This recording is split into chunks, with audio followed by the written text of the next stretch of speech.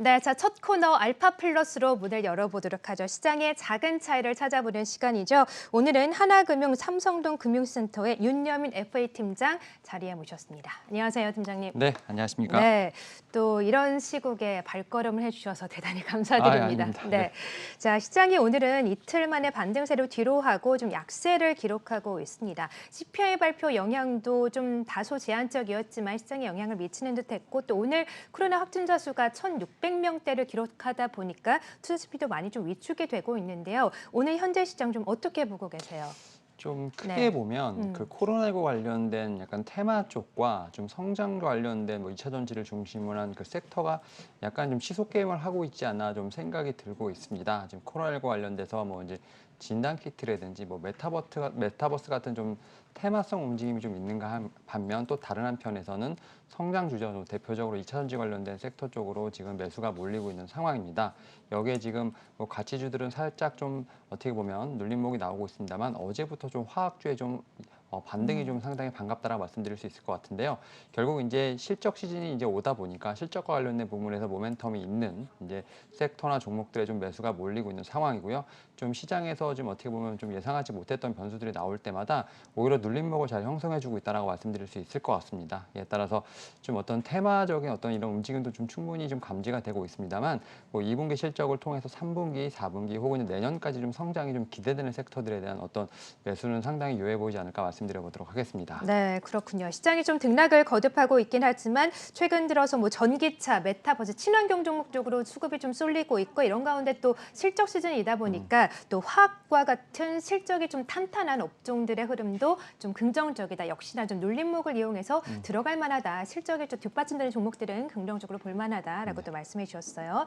자, 여러 업종들을 언급해 주셨는데 요즘에 또 가장 관심을 두고 계신 업종이 있다면 어떤 업종군 보세요? 일단 네. 지금 시장에서 가장 좀 섹터로서 가장 불을 뿜는 섹터는 2차 전지 섹터가 아닐까 좀 싶습니다. 특히 이제 K배터리 관련된 부분에서 사실 뭐 계속해서 뉴스가 나오고 있습니다. 뭐 실감 네. 순으로 좀 말씀을 드리면 일단 우리나라 같은 경우 셀 3사에 좀 적극적인 투자가 좀 눈에 띈다라고 말씀드릴 수 있을 것 같은데요. 사실 지난 8일 좀 발표가 됐죠. 정부에서 이제 K배터리 발전 전략에 대해서 셀 3사가 좀 발빠르게 움직이고 있는 모습을 좀 보여주고 있다라고 말씀드릴 수 있을 것 같습니다. 특히 이제 LG 에너지 솔루션이 가장 좀 적극적이다라고 말씀드릴 수 있을 것 같은데요. 지금 지난 8일 충북 오창 2공장 부지에서 좀 발표를 했는데요. 국내 이제 3대 전략을 좀 투자를 발표를 했습니다. 그쵸. 첫 번째로 이제 R&D라든지 생산 기술 삼각 허브 구축을 하겠다는 게 첫 번째고요. 두 번째로 이제 전문 인력 교육 기관인 LG IBT를 설립해서 우수 인재를 육성하겠다는 부분들, 그리고 마지막으로 소부장 업체와 협력을 통해서 가치 사슬을 좀 강화를 하겠다라고 좀 얘기를 했습니다. 이를 위해서 10년간 지금 15조 1천억 정도의 좀 큰 자금을 쓸 것으로 예상되고 있는데 일단 이제 생산 라인이라든지 뭐 기술 개발에서 한 12조 정도, 그 다음에 이제 첨단 소재 개발이라든지 양극재 생산 능력 확보에 한 2조 7천억 정도가 좀 소요될 것으로 보이고 있기 때문에 한 15조 정도 지금 상당히 큰 대규모 자금 집행을 지금 계획한다 말씀드릴 수 있을 것 같고요. 두 번째로 이제 SK 이노베이션 같은 경우도 지난 1일에 스토리데이를 좀 가졌고요. 2025년까지 배터리야 18조, 그다음에 분리막에 5조 등 23조 원 정도의 중장기 투자 계획을 좀 발표를 했습니다. 여기에 따라서 지금 R&D 쪽뿐만 아니라 좀 연구개발이 좀 확실히 좀 박차를 가하는 모습을 보여주고 있고요. 특히 이제 SDI 같은 경우도 시설 투자 연구개발에 좀 주력할 것으로 보이고 있습니다. 최근 3년간 7조 원 규모의 좀 투자를 단행을 했는데 향후에도 이러한 좀 투자는 지속적으로 유지할 것이라 보이고 있습니다. 네, LG화학은 오늘 또 투자 관련한 발표가 있었죠. 2025년까지 신성장에 또 10조 원을 투자하겠다라는 네. 발표가 있었는데 주가의 흐름도 또 LG화학과 함께 체크를 해보면 좋을 것 같고 사실 오늘도 그렇고 이번 주도 그렇고 지난주부터 전기차 관련된 업체들의 움직임이 상당히 고무적이지 않습니까? 전기차 시장 성장성 앞으로 좀 어느 정도 있다라고 보세요?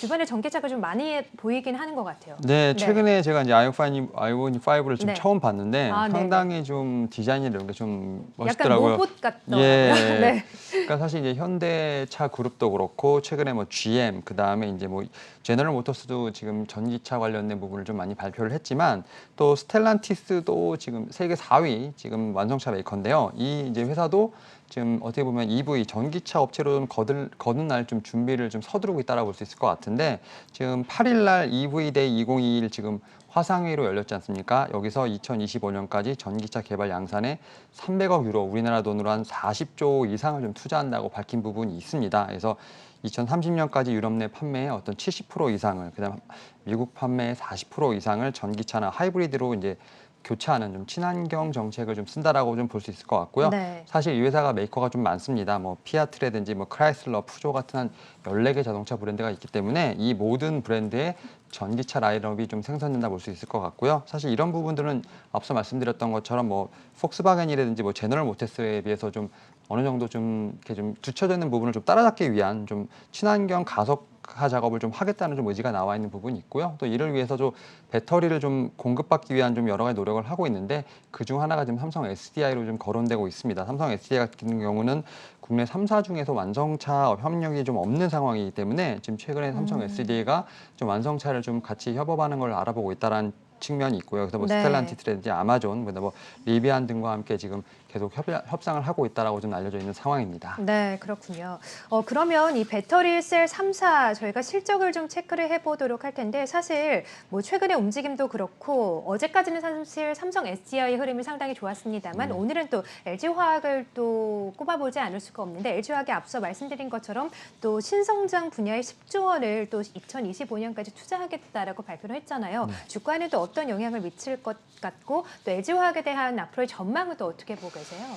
일단은 저는 일단 2분기 실적을 먼저 말씀을 드려보면 살짝 지금 LG 에너지 솔루션은 좀 희비가 좀 엇갈린다라고 볼 수 있을 것 같아요. 일단은 2분기에 좀 에너지 저장 장치에 대한 어떤 비용이 좀 일회성 비용이 좀 발생을 하면서 사실은 이제 영업 적자가 예상된다 볼 수 있을 것 같은데 이제 회사 측에서 좀 추산한 좀 리콜 비용이 한 4천억 정도 되고요. 근데 지난 1분기에 영업이익이 한 3,400억 정도 됐기 때문에 2분기는 살짝 영업이익이 좀 차질이 빚지 않을까 좀 생각을 하고 있습니다만 하반기부터는 이익 개선이 좀 충분히 생각이 된다라고 말씀드릴 수 있을 것 같고요. 그 부분을 좀 뛰어넘는 영업이익이 좀 충분히 나오지 않을까 좀 생각을 하고 있습니다. 그리고 이제 삼성 SDI 같은 경우는 가장 양호한 좀 실적을 보일 것으로 보이고 있는데요.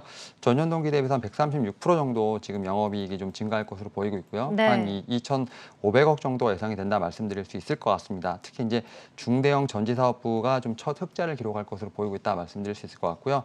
마지막으로 이제 SK 이노베이션 같은 경우는 좀 흑자 전환까지는 좀 어렵겠습니다만 적자폭을 좀 크게 줄일 것으로 판단이 되고 있고 또 이제 아마 1분기에 이어서 2분기까지도 영업 손실이 1,000억 원 안팎으로 좀 줄어들면서 배터리 사업부가 내년 정도면 첫 이익을 좀 낼 수 있지 않을까 좀 생각을 하고 있는 상황입니다. 그리고 네. 이제 2023년까지 한 1조 원 정도 영업이익을 좀 예상하고 있는 부분이 있기 때문에 이익을 예상하고 있는 부분이 있기 때문에 일단은 뭐 2분기 같은 경우 살짝 그 셀 3사가 좀 희비가 엇갈리는 부분이 있겠습니다만 하반기로 갈수록 충분히 다시 한번 좀 퀀텀 점프할 수 있는 좀 실적이 나오지 않을까 좀 말씀을 드려보도록 하겠습니다. 네. 그러면 이 배터리 셀 3사 중에서는 어떤 종목을 가장 매력적으로 보세요? 사실 LG화학은 오늘도 투자 확대 이슈도 있었고 LG 에너지 솔루션 이제 분할 상장 이슈도 아직 남아 있고 오늘 보니까 LG화학이 또 소재 전지 분야에서 세계 1위로 성장하기 위해서 양극재, 분리막 등에 또 6조 원을 넘게 투자하겠다라고 밝혔거든요. 어떤 종목을 가장 매력적으로 보실까요? 저는 일단 SK 이노베이션을 좀 셀 3사 중에서 탑픽으로 보고 있는데 네. LG화학 같은 경우 일단 분할 이슈가 좀 있다 보니까 예. 좀 분할에 가까워질수록 이제 LG 에너지 솔루션을 좀 매수하려는 좀 매수세가 좀 더 몰리지 않을까 좀 생각을 그래요. 하고 있습니다. 그럼 오늘의 이제 투자 확대는 그닥 주가에 큰 호재는 아닌 것 같다라고 보시는 거예요? 그러니까 이게 결국은 예. 이제 그런 호재를 어떻게 보면 보기 위해서는 LG화학이라는 주식을 사야겠죠. 왜냐면 그쵸. 아직까지는 분할이 예. 되지 않았기 때문에 네. 하지만 분할이 점점 가까워질수록 LG화학에 대한 어떤 매수를 하려는 이유가 네. 좀 2차 전지에 관련된 부분이라면 사실 이유가 많이 없어진다고 볼 수 있을 것 같아요. 예. 그래서 사실은 이제 LG 에너지 솔루션과 LG화학이 좀 완벽하게 좀 분할이 됐을 때 그럴 때 좀 LG 에너지 솔루션에 좀 완벽한 모멘텀이 되지 않을까 생각이 들고 있고요. 네. LG화학 같은 경우는 좀 화학으로서의 가치를 좀 재평가받는 시기가 좀 올 것으로 판단되고 있기 때문에 오히려 셀 3사 중에서 가장 좀 저평가 매력이 있는 SK 이노베이션이 가장 셀 3사 중에서는 저 탑픽이 아닐까 말씀드려보도록 하겠습니다. 네, 그렇군요. 오늘 뭐 투자 확대 이슈가 있긴 했지만 앞으로 LG 에너지 에너지 솔루션에 대한 또 분할 이슈가 있기 때문에 오히려 이런 쪽보다는 SK이노베이션을 좀 탑픽으로 보는 게 좋겠다. 배터리 네. 셀 3사 중에서는 또 이렇게 꼽아주셨어요.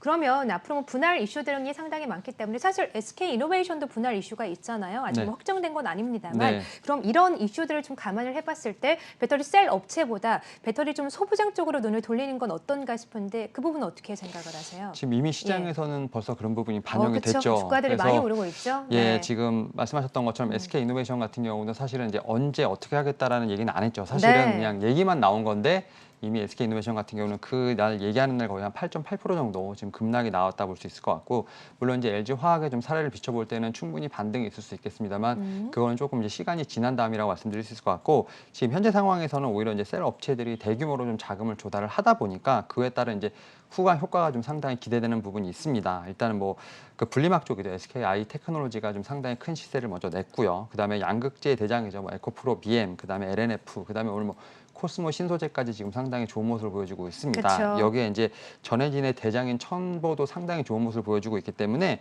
일단 소재 기업들에 대한 어떤 투심은 좀 상당히 몰려 있는 상태고요. 지금 시세가 많이 나왔기 때문에 일단은 소재 관련된 부분은 좀 관심을 가져도 좋겠습니다만 일단 신규 매수보다는 오히려 좀 기존에 가지고 계신 분들의 영역이 아닐까 좀 생각하고 있습니다. 네, 소재주 관심을 가져도 좋겠지만 역시나 보유자의 영역이다. 보유를 안 하고 계신 분들은 글쎄요, 지금이라도 좀 들어갈 만한 종목들이 있는지 상당히 궁금하실 것 같은데 윤여민 팀장께서 또 탑픽으로 꼽아보실 만한 종목이 혹시 있으실까요? 일단 2차 전지 지금 셀 3사 그다음에 이제 네. 소재까지 왔는데 일단 저는 장비 쪽을 한번 봐야 되지 않을까 장비 쪽으로. 생각을 하는데 네. 그 중에서 좀 가장 뭐 대장격이라고 할 수 있는 PNT라는 종목이 좀 눈에 들어온다 말씀드릴 수 있을 것 같습니다. 사실 롤트롤 장비 분야에서 선두 기업이라고 좀 말씀을 드릴 수 있을 것 같고, 이제 사업부가 3개 있는데 뭐 2차 전지 사업부라든지 소재 사업부 같은 경우는 이제 롤트롤 형태로 지금 진행이 된다 말씀드릴 수 있을 것 같고, 사실 이 종목 같은 경우는 2017년부터 좀 외형 성장을 좀 지속을 하고 있습니다. 물론 이제 2차 전지 사업부가 매출이 좀 상당히 견인하고 있다는 말씀드릴 수 있을 것 같고, 뭐 2차 전지 사업부 같은 경우는 지금 작년에 매출이 한 2,700억 정도 나오고 있고요. 이런 부분은 이제 전체 매출의 한 80% 정도 책임을 지고 있다고 말씀드릴 수 있을 것 같습니다. 그리고 일단 수주 잔액도 계속 늘어나고 있는 부분이 있는데요. 지난 1분기 말 수주 금액은 5천억이 넘는 좀 상황이라 말씀드릴 수 있을 것 같고, 지금 2차 전지 사업부의 수주 금액도 지금 한 3천억 정도, 거의 한 60% 정도 이상이 나오기 때문에 일단 계속 이러한 부분들이 좀 주가에 좀 반영이 되지 않을까 좀 싶습니다. 사실 주가가 좀 많이 눌린 부분이 있는데 이를 통해서 지금 오늘 뭐 소재, 셀 이제 계속 들어오다 보니까 장비 쪽으로 던 수급도 한번 기대해 볼 만하지 않을까 말씀을 드려보도록 하겠습니다. 네, 그렇군요. 오히려 2차 전지 좀 장비 쪽으로 눈을 돌려보자라고 하시면서 탑픽 종목으로는 PNT를 꼽아주셨습니다. 뭐 오늘도 그렇고 최근에 2차 전지 쪽으로 좀 긍정적인 뉴스들이 많이 나오죠. 올해도 LG화학이 또 투자 확대 소식과 함께 또 LG화학 6조 원을 또 소재 분야에 투자하겠다라고 하면서 주가에도 좀 영향을 주고 있는 모습인데요. 최근 2차 전지 업황에 대해 좀 어떻게 보시고 탑픽은 어떤 종목을 가져가면 좋을지 윤여민 팀장과 함께 이야기 들어봤습니다. 자, 함께해 주신 윤여민 팀장과는 여기서 인사드릴게요. 고맙습니다. 네, 감사합니다.